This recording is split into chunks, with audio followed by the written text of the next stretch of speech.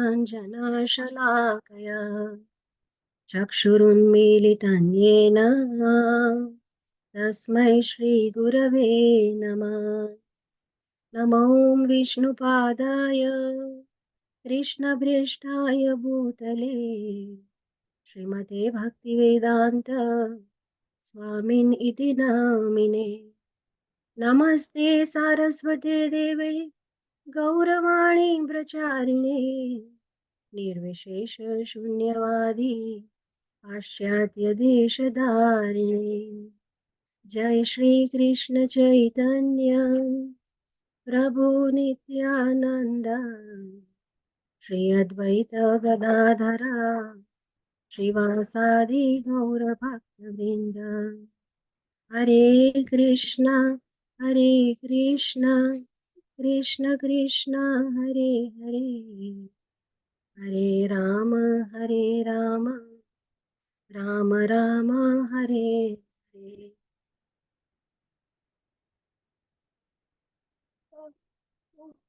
Welcome to our daily morning Srimad Bhagavatam class. We are reading from Canto 1, The Creation, Chapter 7, titled The Son of Drona Punished. We haven't reached to that storyline yet, but the shlokas we are going through, they are building up towards that pastime. So yesterday we started discussing shloka 7 of this chapter, and we'll continue from there. Before that, who would like to recite this verse? Any volunteers, please?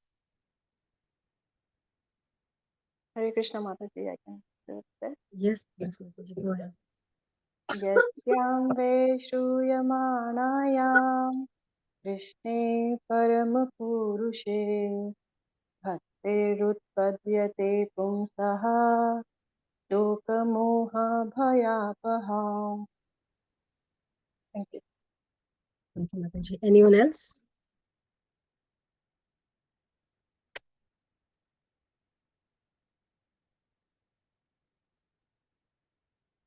That's okay. Nashtaprayeshu abhadreshu nityam bhagavata sevaya bhagavati uttama shloke bhaktir bhavati naishtiki narayanam namaskritya naram chaiva narottamam devim saraswatim vyasam tato jayamudiraye. Om Namo Bhagavate Vasudevaya. Om Namo Bhagavate Vasudevaya. Om Namo Bhagavate Vasudevaya. Yasyam Vaishruyamāṇāyam Krishne Paramapurushe Bhaktir Utpadyate Pumsa Shoka Moha Bhayapaha. So yesterday we did read the translation. We'll just go through it again. Yasyam Vaishruyamāṇāyam. Simply by giving oral reception to this Vedic literature, simply by hearing Srimad Bhagavatam, what happens? Krishne Paramapurushe Bhaktir Utpadyate. The feeling for loving devotional service to Lord Krishna, who is Param Purusha, the Supreme Personality of Godhead. That feeling gets invoked in the heart of the hearer. And then what happens? What is the result of such invocation of Bhakti? Shoka, Moha, Bhayapaha. The three things, the Shoka, the lamentation, Moha, the attachment, and Bhaya, the fear, they get apaha, vanquished. So all our Shoka, Moha, Bhaya will be vanquished by developing Bhakti for Krishna, and which can be invoked by hearing Srimad Bhagavatam. So this Bhagavatam shloka describes the power of hearing Bhagavatam. So let's read the purport. Purport by His Divine Grace, A.C. Bhaktivedanta Swami Srila Prabhupada. Srila Prabhupada ki jai. There are various senses, of which the ear is the most effective. This sense works even when a man is deep asleep. One can protect himself from the hands of an enemy while awake, but while asleep, one is protected by the ear only. Here, Srila Prabhupada is telling us how important our sense organ, our ears are. So daily when we sleep, most of us set up an alarm to help us wake up the next morning. Because when the sound will enter our ears, we will wake up. And similarly, in our spiritual life, when we are sleeping in the lap of Maya, Pishachira Khole, when we hear from our Guru, Sadhu, and Shastra, we wake up. At least we should wake up. Huh? So, like in last Saturday's class, we said, Jiva Jago, Gaura Chandra. In yesterday's class, if you noticed, Viraj Krishna Prabhu heard the smoke alarm and he immediately got up and he ran to make sure there was no fire. Why? Did he see the fire? No, he heard the sound. So with our eyes, we are seeing our earth. We have information about our universe from the scientific research. So that is our reality. But scriptures tell us that there is a higher reality. Brahma Samhita tells us, Ekopya saurachayitum jagadanda kotim yachakshirasta jagadanda chayayadanta andantarasta paramanu chayantarastam govindamadi purusham tamaham bhajami. So in this shloka, Brahmaji tells us that there are millions of universes which are work of creation of Govinda. Ekopyasaurachayitum jagadanda koti. So Brahma Samhita is telling us that all the universes, they exist in Krishna. And Krishna, in his fullness, he is present in each and every atom, throughout each and every universe that he has created. Bhagavad Gita also, there is a shloka. Na tad bhasayate suryo na shashanko na pavaka yadgatva na nivartante tattama paramam mama. So that supreme abode of mind, Krishna is saying that supreme abode of mind, there is no sun, no moon, and no fire there. Why? Because it's not needed there. The effulgence from Krishna's body is so magnanimous that no kind of illumination is needed in his abode. So have we seen this? We have seen. Have we seen these millions of universes that Brahma Samhita tells us that exist? No, we haven't. But Shastra tells us. So we have seen these with our Shastra Chakshu. We have heard through our ears from Shastra. That's why in a lecture, Srila Prabhupada said, ears are the real eyes.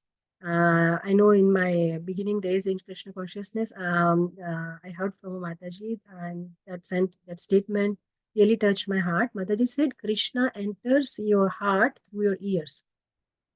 So let's see what Srila Prabhupada says further in the the importance of hearing is mentioned here in connection with attaining the highest perfection of life, namely getting free from three material pangs.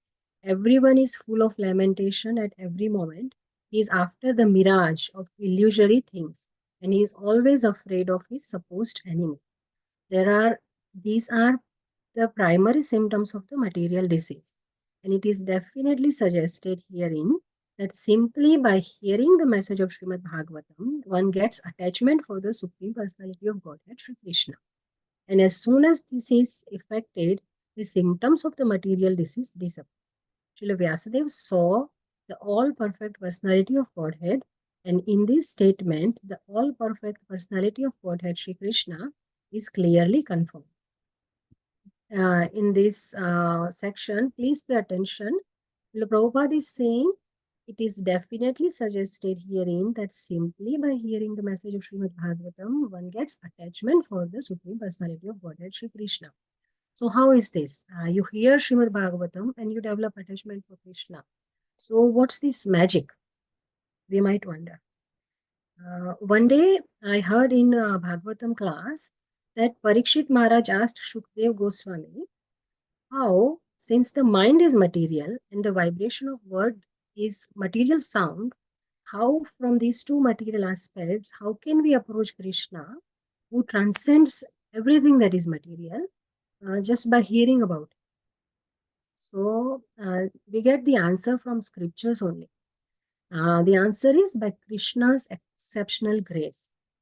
descriptions about him, Harikatha, they are identical to him. Abhinnatva nama namino. Krishna himself said to Narad Muni, one of my favorite simple verse. Naham vasami vaikunthe yoginam hridayeshu va gayanti yatra madbhakta tatra tishtami narada. So Narad Muni asked Lord Vishnu, "O Lord, please tell me about a way your devotees can approach you easily. No difficult sadhana, no austerities, no penances, no going to forest, no going to mountains and meditate. Some simple, easy way to approach you." So Krishna said, Naham vasami vaikunthe. I don't reside in Vaikuntha. I don't reside in the hearts of the yogis. Yoginam hridayeshu. Gayanti yatra madbhakta tatra tishtami narada. Yatra means where and tatra means there. So Krishna said, I reside where my devotees sing my glories. So that's our answer. That's how we connect to Krishna, by hearing about him, because he himself is telling us that he resides where his devotees are singing and relishing the nectar of his glories. So see, Krishna's glories are so glorious that he himself is glorifying his glories. A couple of days ago, His Grace Viraj Krishna Prabhu made a very profound point. Prabhuji said, Bhagavatam is not dead. To the degree you surrender to the process of hearing Bhagavatam, to that degree, Bhagavatam reciprocates with you. So just meditate on it. Bhagavatam is not just a dead book. Bhagavatam is a person. Bhagavatam is Krishna himself.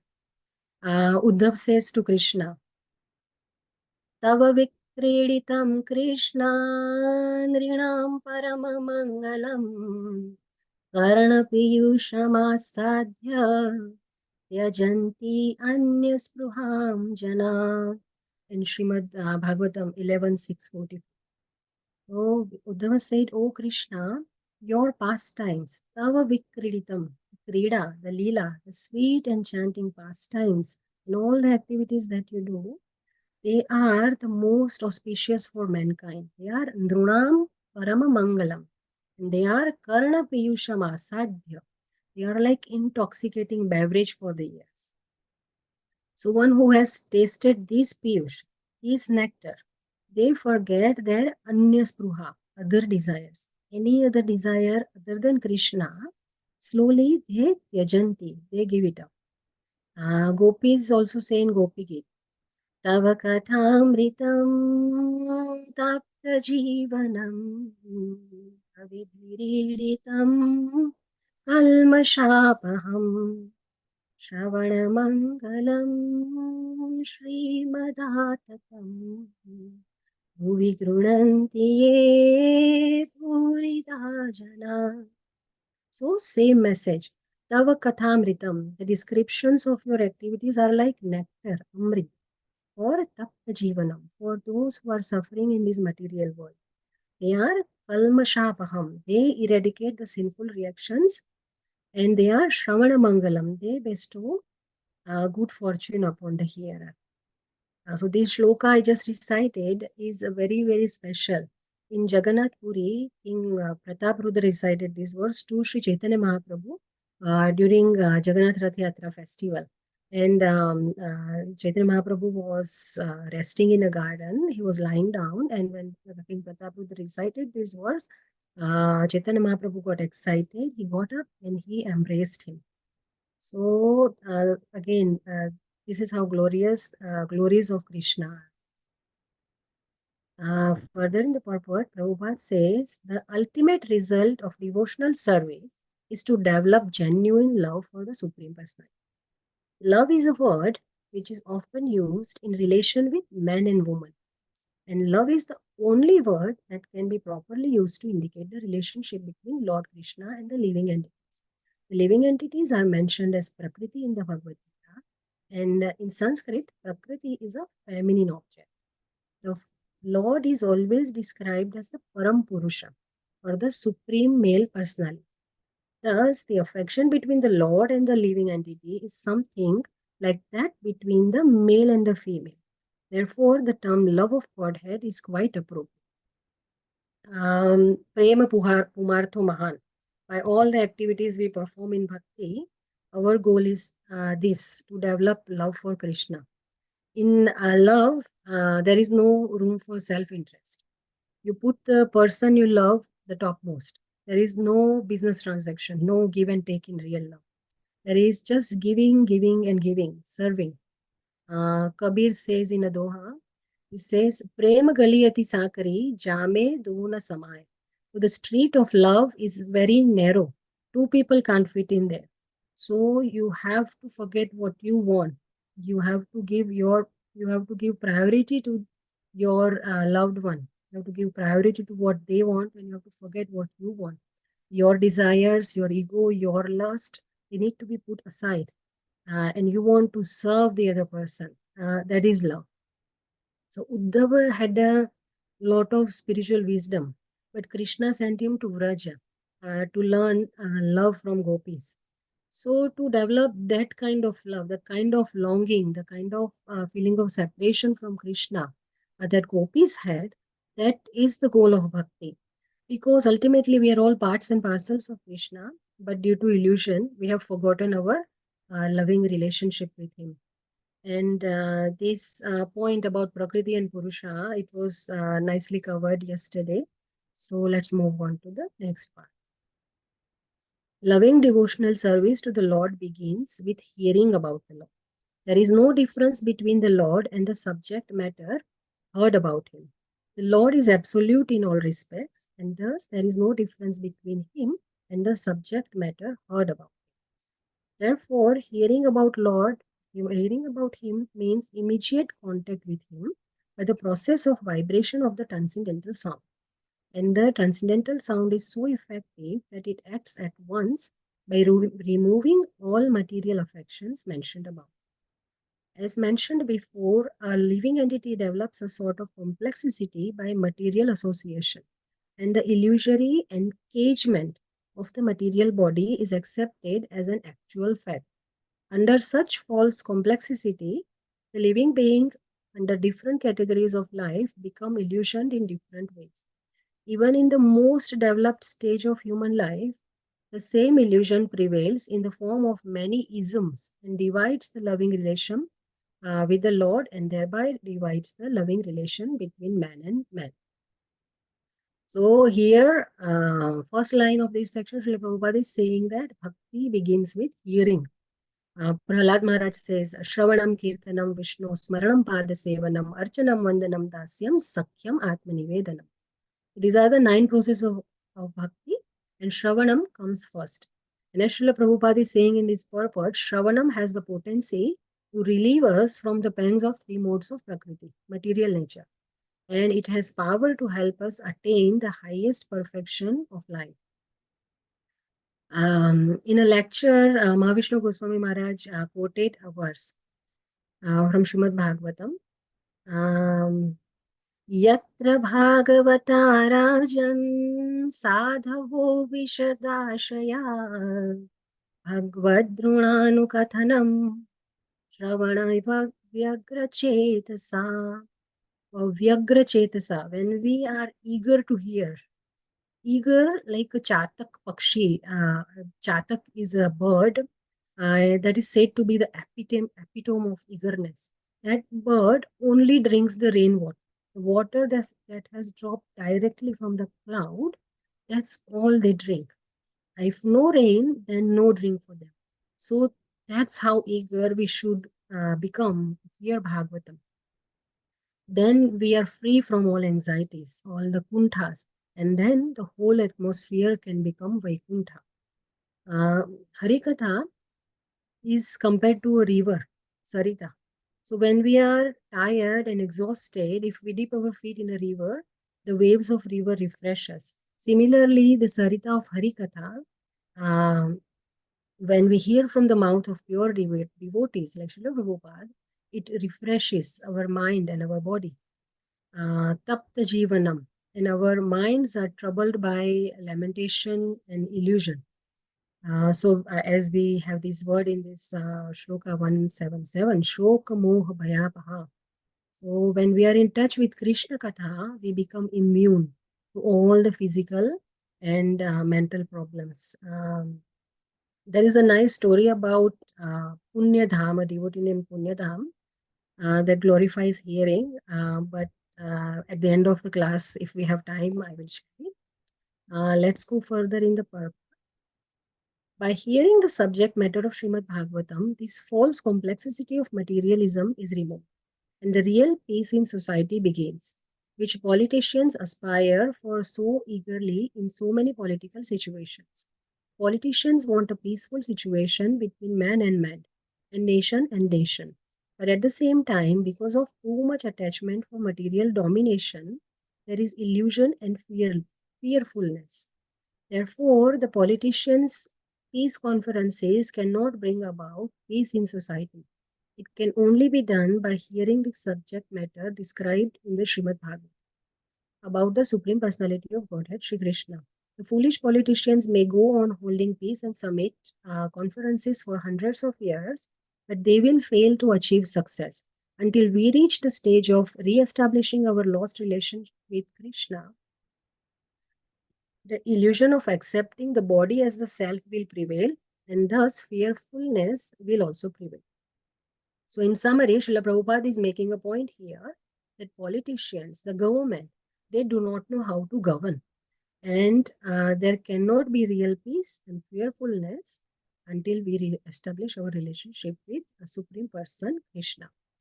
In India, when Britishers decided to leave in 1947, they put a proposal for partition.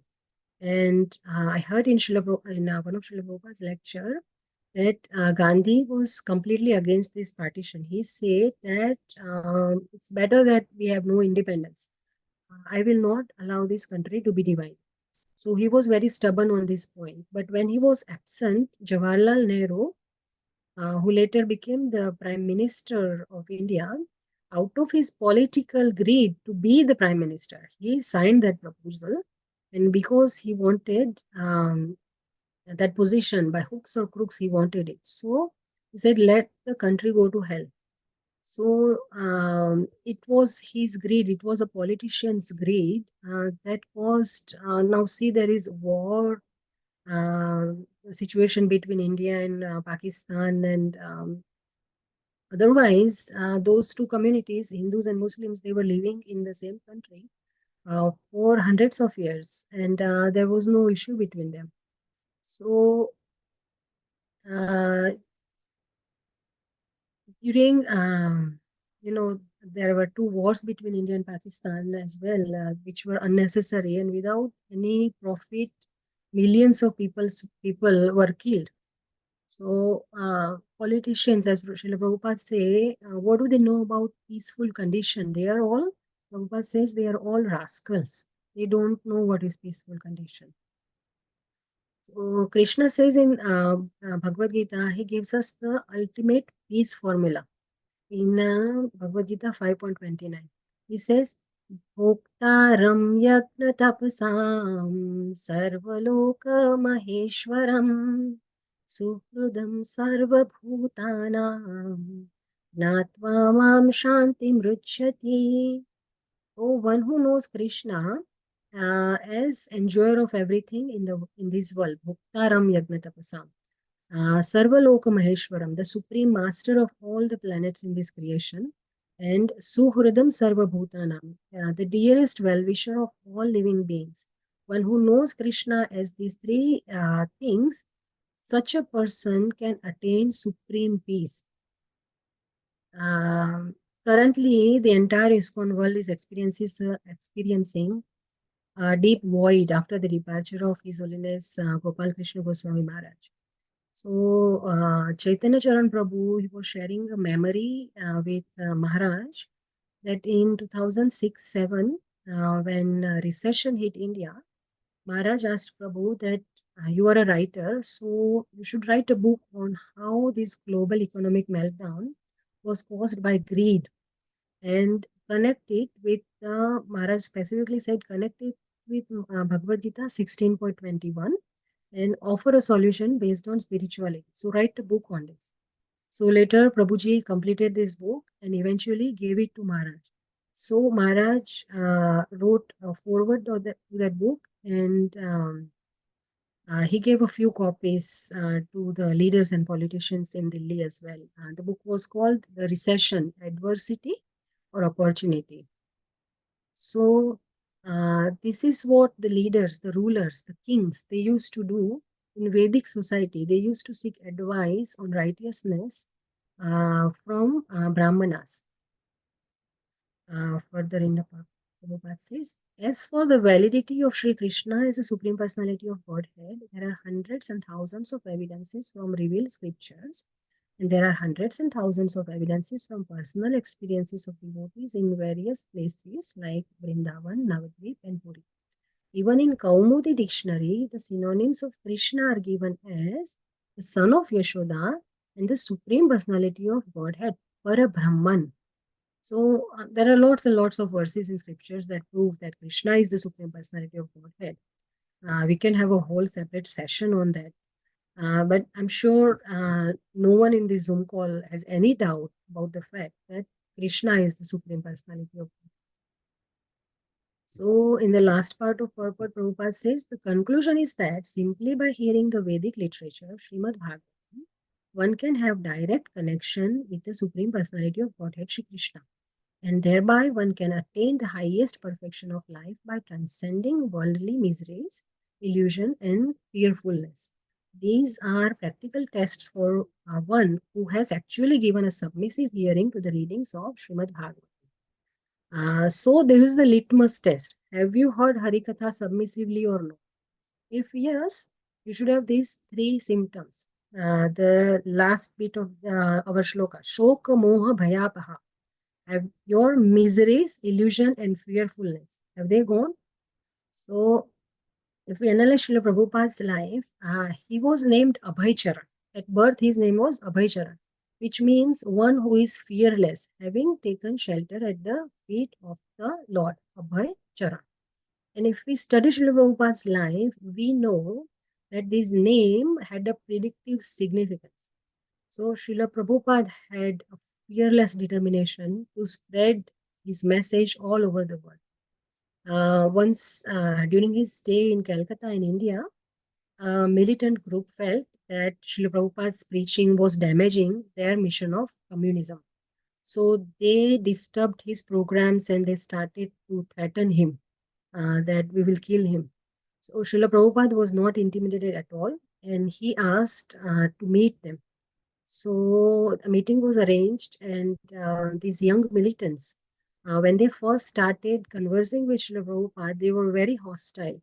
But Srila Prabhupada slowly explained them the Vedic concept of communism with Krishna at the center.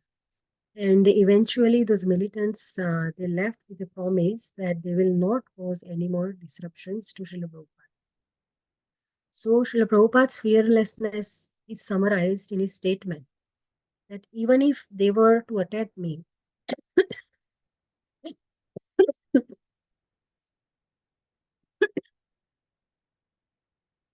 even if they were to attack me, what better way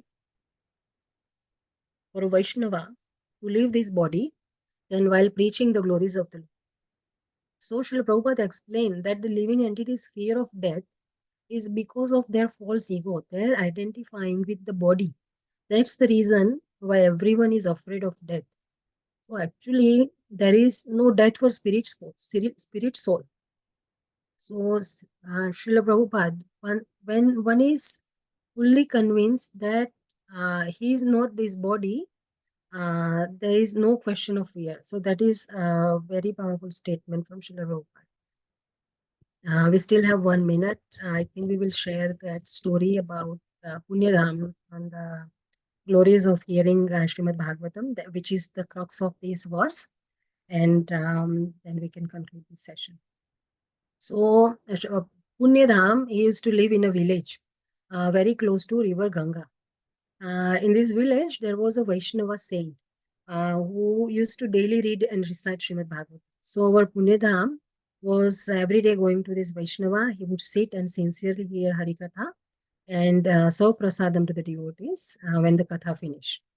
So that was his daily routine. One day after the katha, he was going home and two pilgrims approached him, and they said that they were looking for a place to stay that night. So Punedam said, no worries, you can stay at my place with me. So he took them to his hut and he served them prasadam. And they casually asked him, so how far is the river Ganga from here? So he said, I've heard that it is only 4 miles away. So they were in shock. What do you mean you have heard? Have you never gone there? So Punedam said, no, I'm always busy with my Harikatha. So those pilgrims started chastising him. He said, you are so sinful, you are so unfortunate. You live so close to Ganga and you've never had chance to bathe in it. So they left his hut and they went to River Ganga. They said, even it is a sin for us to sit in your hut. So when they reached River Ganga, to their surprise, there was no water. And but they were so determined to bathe in Ganga that day, they even went to Gangotri, the origin of River Ganga. And again, to their surprise, there was no river there as well. So they prayed to Mother Ganga, said, "Oh, Mother Ganga, please appear and let us take a dip in your waters." So Mother Ganga appeared before them and said, because you insulted the great Vaishnava, Punyadam, who's daily bathing in waters of Harikatha, you are not eligible to take a dip in my waters. Even I am eagerly waiting for the dust of the lotus feet of devotees like Punyadam, because that is the only way I am getting sanctified. I've often heard Virat Krishna Prabhu when he starts Bhagavatam session, he would use these words: "Let us bathe in our in waters of Srīmad Bhagavatam." So on that note, we can conclude today's session. If anyone has any questions or comments, feedback, any points I have missed, if some devotee would like to highlight, please share.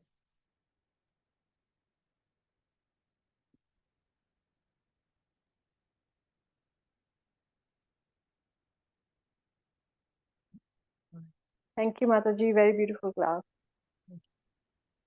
ग्रंथराज Shrimad Bhagavatam की जय, श्रील प्रभुपाद की जय। हरे Krishna. Hare Krishna Mataji, thank you very much. Hare Krishna. Thank you. Hare Krishna Mataji. Hare Krishna. Thank you. Hare Krishna. Hare Krishna Mataji, thank you. Hare Krishna. Thank you.